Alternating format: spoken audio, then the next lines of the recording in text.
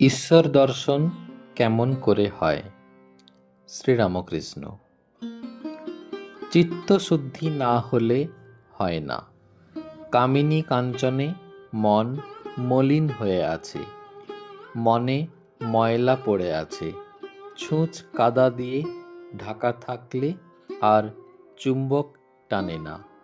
মাটি কাদা ধুয়ে ফেললে তখন চুম্বক টানে।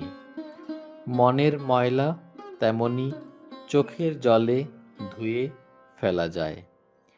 হে ঈশ্বর, আর অমন কাজ করব না বলে যদি কেউ অনুতাপে কাঁদে, তাহলে ময়লাটা ধুয়ে যায়। তখন ঈশ্বররূপ চুম্বক পাথর মনরূপ ছুঁচকে টেনে লন। তখন সমাধি হয়, ঈশ্বর দর্শন হয়।